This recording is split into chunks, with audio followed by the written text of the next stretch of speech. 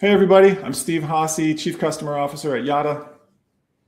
Hey everybody, I'm Peter Ojdrovic. I'm the founder and CEO at Yada. So just so everybody knows, we're a good collaborative team because both of our last names are very difficult to pronounce. So that's the key. And we have so many issues when we try to do push to talk in the car, because I don't think the either the Lexus or the Mercedes push to talk really understands Haase or Ojdrovic. Yeah, so we have to mispronounce each other's names to talk to each other while we're driving. So it's a challenge, but anyway. We prevail.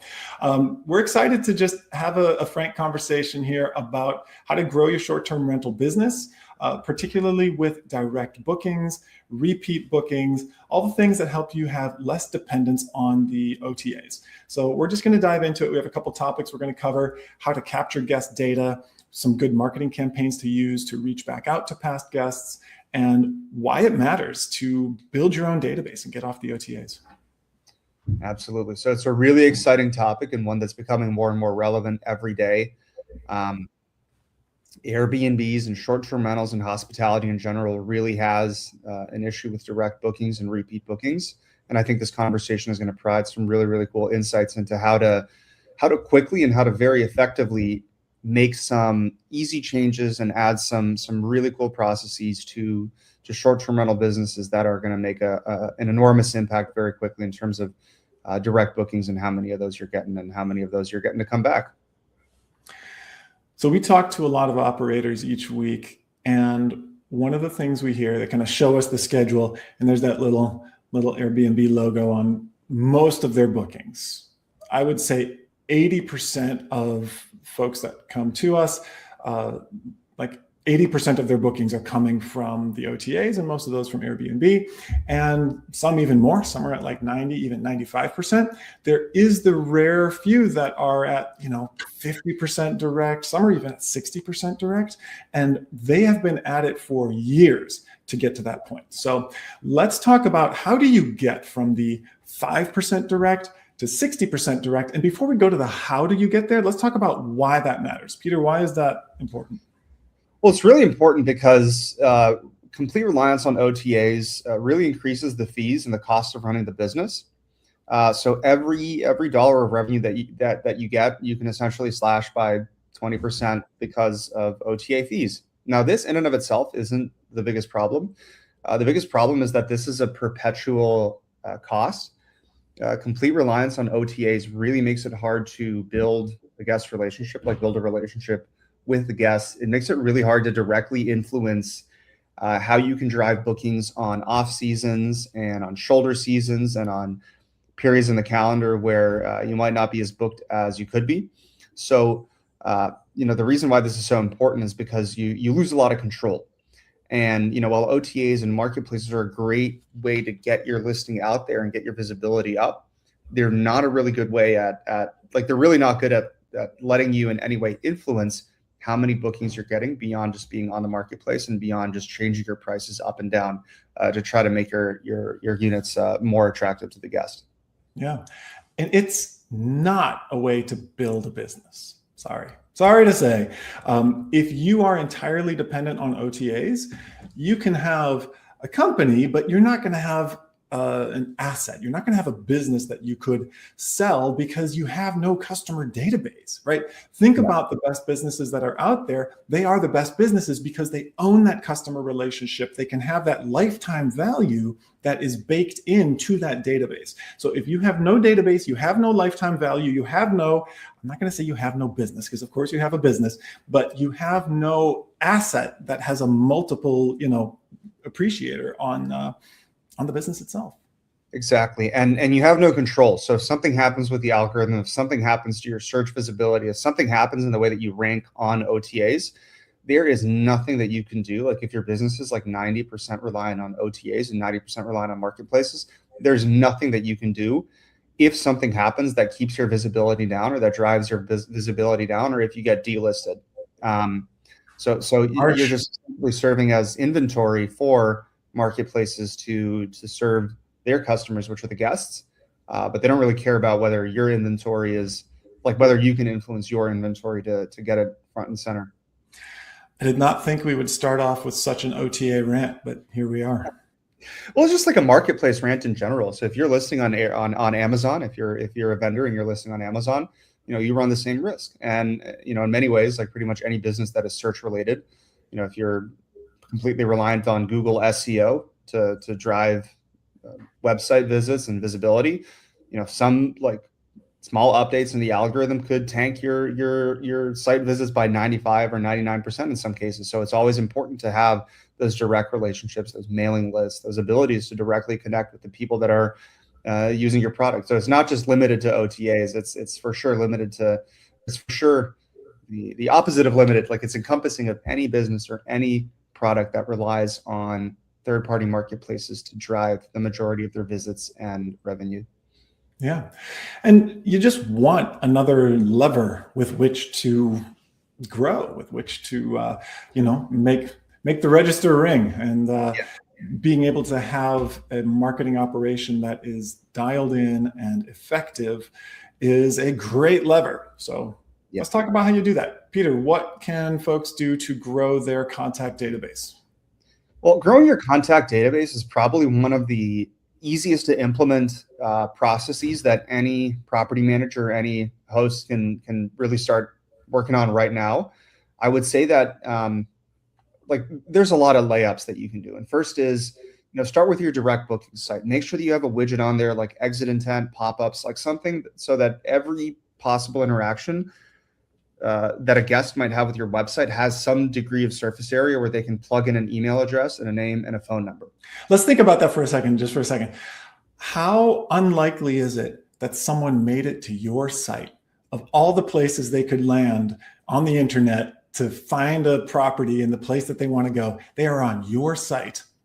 What are you doing to make sure that they either stay there or that you can reach out to them again? If the answer is nothing, dude, like you said, it's a layup, but also like they just made it there. Of all the places they could be hospitable even on your website. And Steve, that's a great point, because it's not like somebody's browsing, Nordstrom and just looking at stuff that inspires them. Like if somebody's on a direct booking website, they're like 90% of the way there towards wanting to make a transaction. Like it's not like hospitality and stuff like this is not like, these aren't really things that people browse casually. Like e-commerce and consumer goods are things that people window shop and they browse very casually. But for airline tickets and hotel rooms and short-term rentals and things like that, people interact with these pages with a really, really high degree of intent. They want to book, they want to interact with you, they want to spend money, they want to give up their phone number and their email address and all of these things that allow them to get closer to their goal, which is to make a booking. So your presence there has to be elegant. You need to have a good website. I think that's, that goes without saying.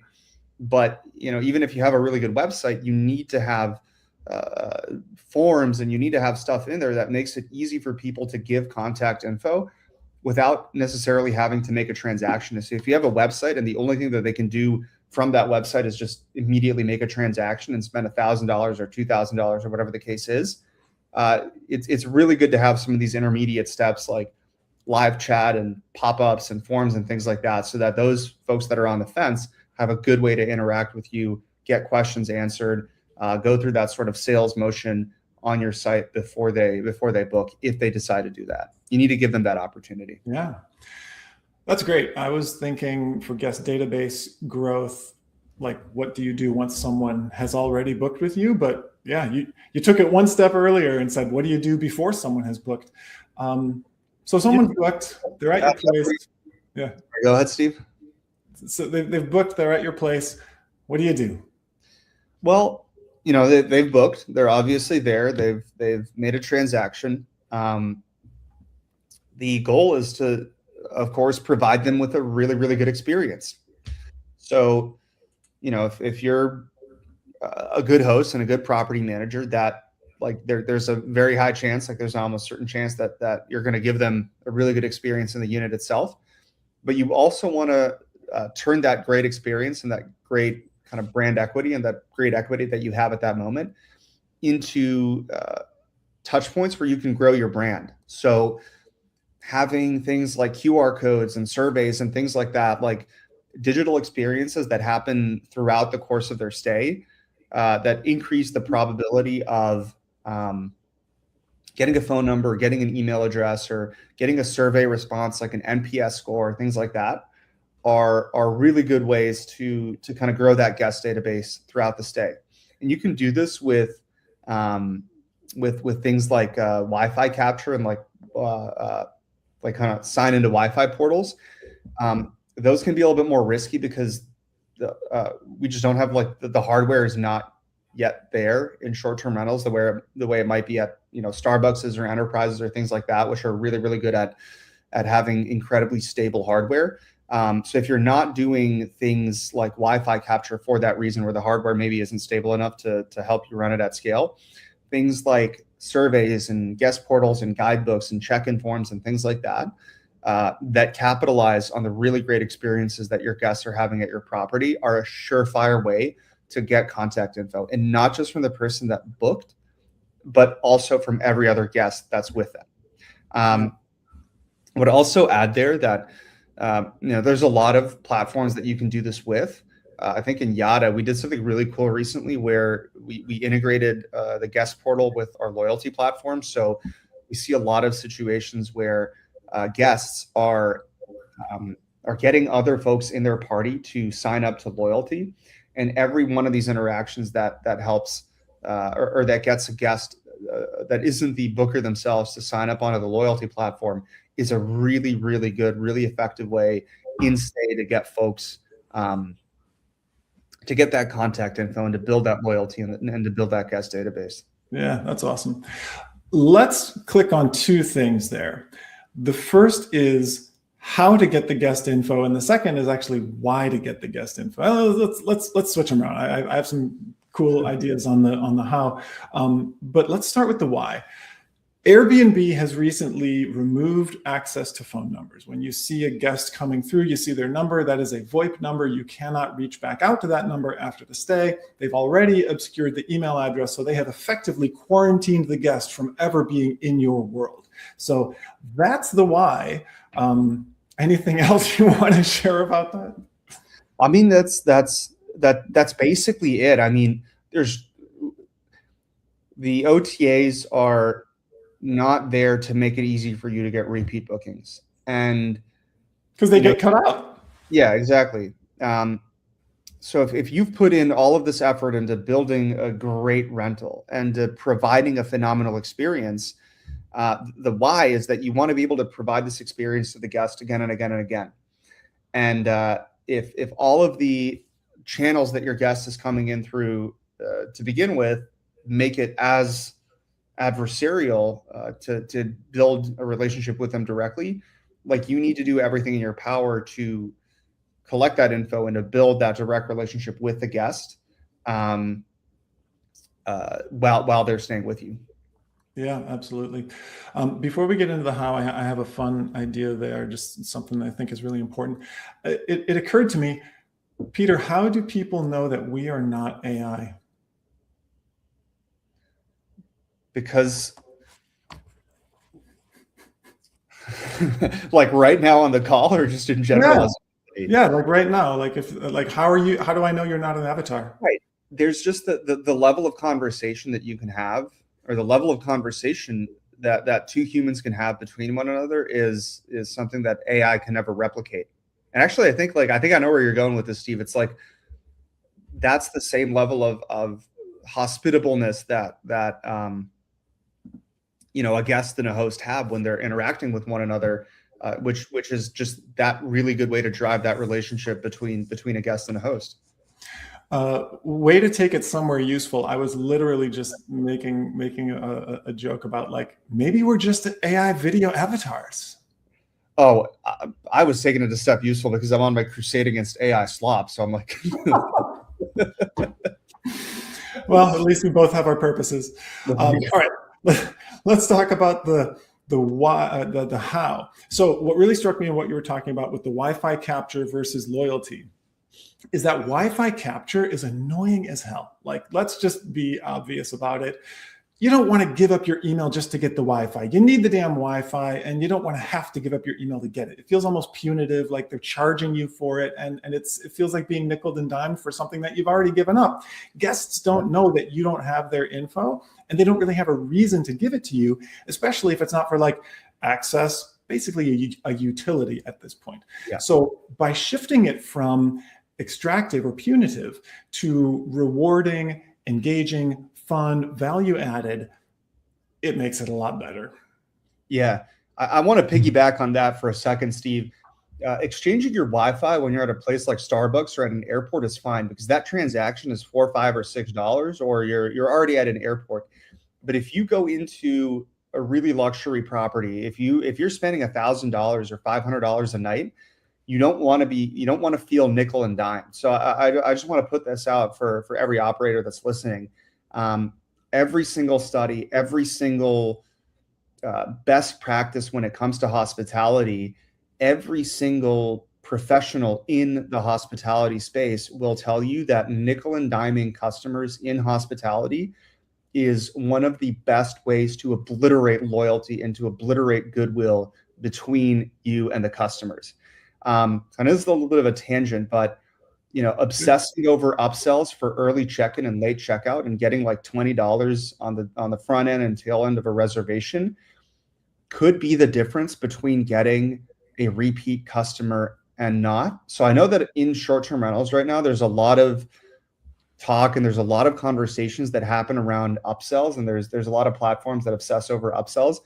I would say that unless that's your business model, those types of really cheap upsells do a lot to harm, like they do a lot more to harm loyalty. Like they do work in terms of driving a little bit of incremental revenue, but in terms of harming loyalty and harming the probability that a guest is going to come back and book with you again, they are so effective at that. So, well, let's just talk about the system that gives rise to that kind of thinking. If your only shot at seeing a guest at your place is a one-time lucky dip from the OTA, it makes sense that you'd want to squeeze that transaction for everything you can get. Yeah. But if you're thinking about that guest as the first touch point on potentially a lifetime journey with your brand, you're not going to squeeze them for $50 to check in an hour early. You're going to build in that leeway. So you say, hey, check-in is at 4. And then when they say, hey, any chance we could do early? You're like, yeah, complimentary at 2.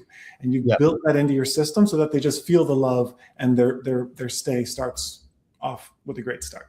Absolutely. And I think as operators start really, as the mindset starts shifting away from maximizing the revenue of every single inbound OTA stay towards maximizing the probability of a repeat booking and a loyalty interaction down the road, that thinking will decrease over time.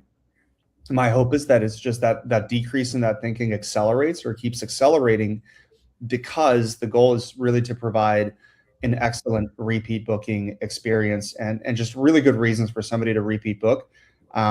This is a bit of a cautionary tale, I think, for a lot of operators that we see that, spent a lot of their, early days focusing on upsell revenue for things like early check-ins and late checkouts. The customer sentiment around that is very similar to the customer sentiment that is attached to low-cost airlines, where you only book them for price, but there's no actual brand loyalty with those customers that book solely based on value, which is also totally fine business. Like Spirit Airlines was one of the most profitable and one of the most lucrative airlines on the planet for a long time.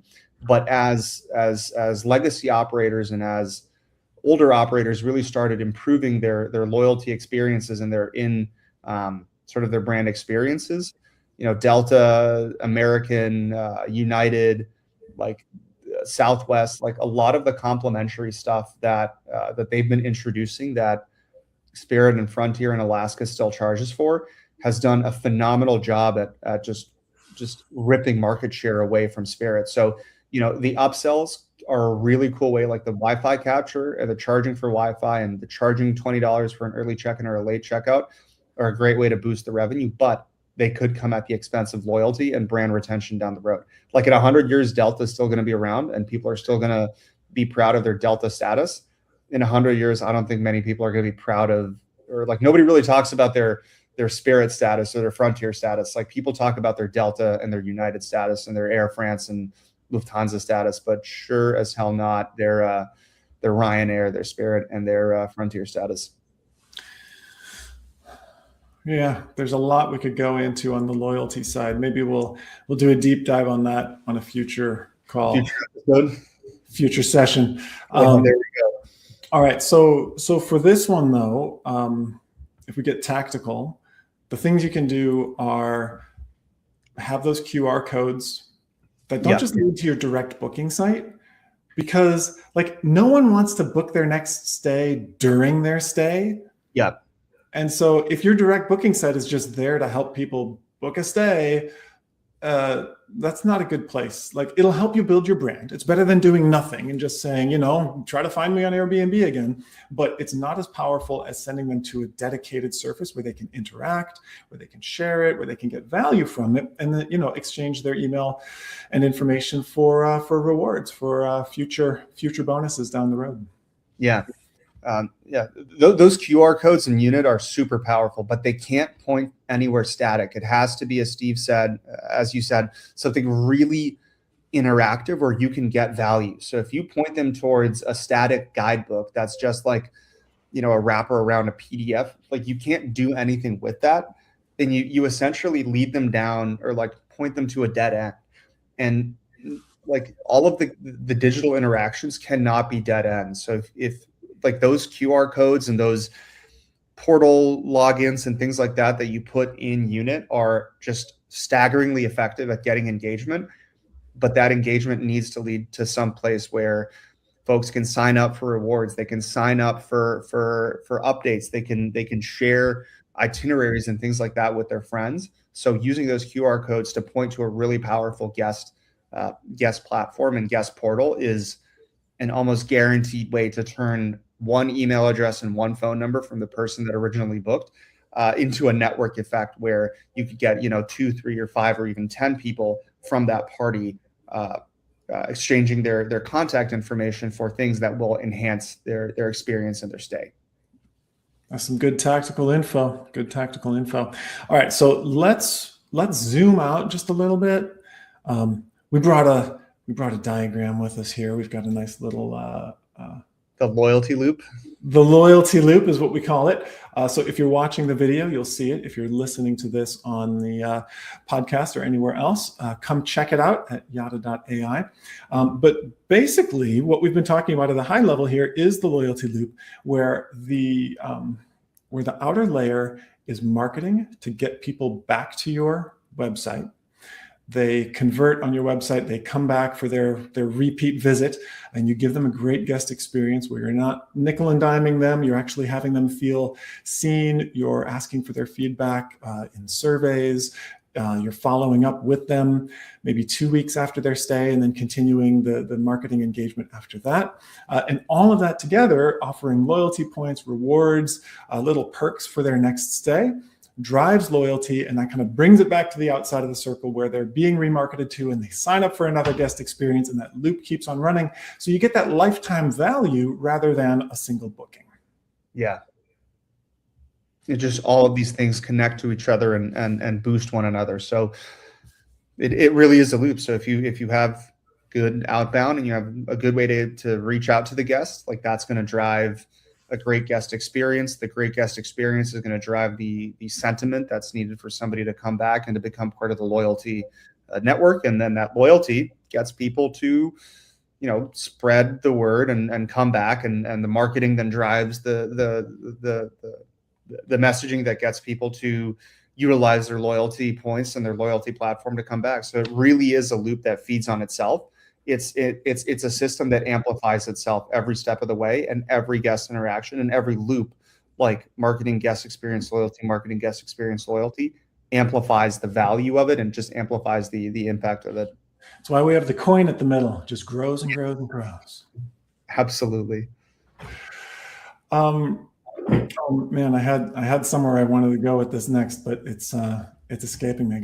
I was so taken in by your description there. I'm sorry to distract you, Steve. No, You're just too good. All right, let's talk about the Frankenstack because this is why. Oh, I know what compliance. Let's talk about the Frankenstack, then we'll talk about compliance because a lot of people are afraid to do marketing because they're like, I don't want to get slapped by Airbnb. I don't want to, get tagged as a spammer by the carriers. Like, let's talk about compliance after we talk about the Frankenstack. Here's the deal, folks. Most of the time, if you look at all of these pieces, we've got a marketing agency, an email platform, SMS automation, guest data capture, digital guidebooks, loyalty product, an integration in the middle, and your CRM. You're going to be spending about $3,500 a month, and none of those things are really going to talk to each other all that well, except for maybe the Zapier if you manage to work it out. Maybe have a consultant on staff who can get all the data in the right places. Otherwise, you are in the hurt locker, spending a lot of money for not a great growth engine. So we call that the Frankenstack, and it sucks. Yeah, it's a really tough place to be in because I think a lot of people are aware of what they need to do, and they're very cognizant of the fact that you need to have a marketing stack and a loyalty stack. But it's just really so far it's been pretty hard to do in short-term rentals and in hospitality in general, because of how many different pieces of tech you need to do to even get to 1%. And I would say, without exaggerating, that even this Frankenstack, which seems like it has a ton of functionality, only covers 10% of what you needed to do, because as Steve said, none of these things talk to one another. So your email platform can only really send out a batch of emails. It doesn't really talk to your property management system. So you can't really segment based on how much somebody spent or when they stayed or what units they stayed. Let's say you have properties in Arizona and in Florida, there's no way using something like MailChimp or SendSquared or any of these other marketing tools or CRM tools to say, all right, give me everybody that stayed in Florida in the last year so that I can send them an offer for the same properties that they stayed at this year. It just doesn't exist. And even if you have a marketing agency that does it, they have to be the most technical agency in the world so that they can extract data from the PMS and then turn that data into segments. And they're probably doing it in Excel or Airtable or something like that. So this process of going from the data that you have to something effective, even with this enormous expensive stack, is just not there. Crazy, dude. It is crazy. So let's talk about marketing and compliance. What do you have to say to someone who says, I'm afraid to do the marketing because I don't want to get slapped by Airbnb and I don't want to annoy my past guests. I want to do it, but it seems like a risk. Yeah. So it's really not a risk. With all of our surface areas that we collect guest data on, it's completely carrier compliant. So the guidebooks, the CTA forms, the surveys, et cetera, folks are not obligated to opt in. So you own that contact data. If somebody opts into receiving messages from you, you are completely and 100% compliant. Same goes for email. So they're interacting with you, with your brand. They want to get offers from you. They want to get messages from you. They want to get updates from you. So there's nothing that says that you can't communicate with them, because they're opted in. They've said yes. Until they tell you to stop messaging them, you can legally, by every sort of terms of service, everything like that, if it's your customer and they've given you the permission to use their contact info, then go for it.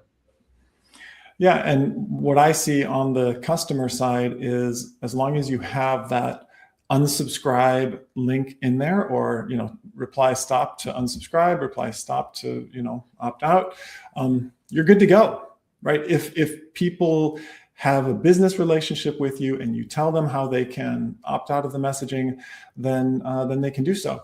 And on the I don't want to bug them front, you might bug 1% of your list. There are going to be some people that when they get a message from you, let's just be honest, they're going to be like, oh, how dare you? Yeah. But there's going to be about 10% that are going to be very happy that you message them.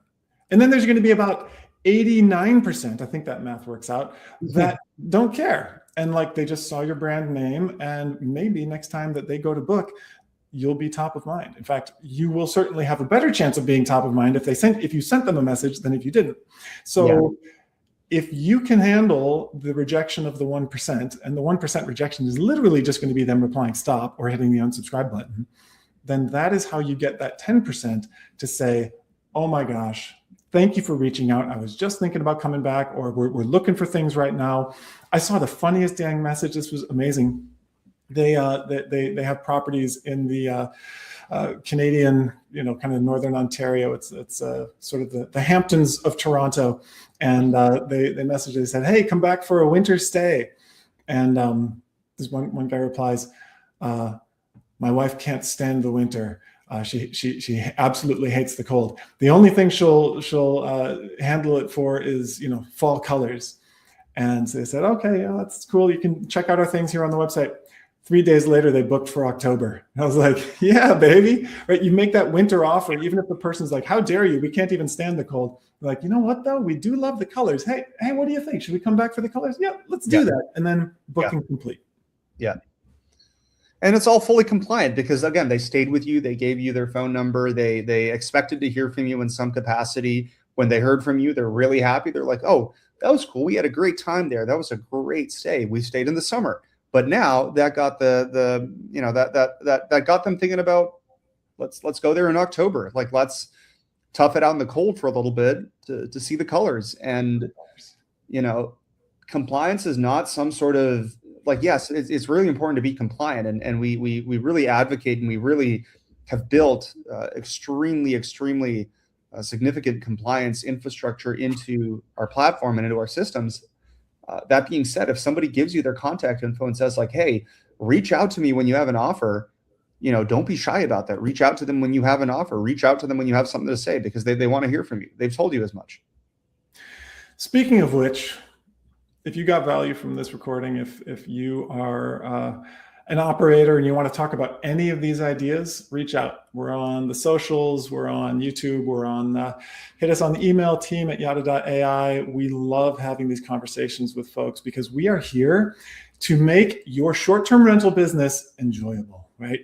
You didn't go into it to have a grind. You didn't go into it to deal with regulations and get beat down by OTA fees. We are on your side to help you create a wonderful business. So reach out if there's something that resonated with you, something you want to chat about. We're here.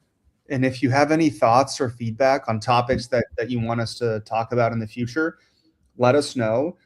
We have hundreds of millions of records that we regularly analyze to find out really cool trends in marketing and repeat bookings and things like that. So we're always around to answer any questions and provide also a little bit of a data-driven or significantly more of a data-driven approach to how we provide insights in short-term rentals than what a lot of other talking heads in the space might do. Because again, we are a data company in no small part a data company. So if you have any questions around how campaigns work and what kind of efficacy they have, and how increasing repeat bookings can impact revenue across the board, let us know, because we're always happy to answer those questions and have conversations about that. Yeah, we got lots of good ideas for future sessions here. All right. So thanks for tuning in. Thanks for listening. Any final thoughts before we sign off here, Peter? No, I think that's it. I mean, I guess just my final thoughts would be, market to your guests, get contact info, and just have conversations with them. This is hospitality is all about memories and conversations. It's not about transactions and value extraction. It really is about giving your guests a great reason to come back, and then seeing them come back again and again. So that's what it's all about at the end of the day. I love it. Hopefully we've given you a great reason to come back to our show here. Like and subscribe if you see it on YouTube. Subscribe to the podcast if that's where you get it. And we'll be in touch next time. Signing off.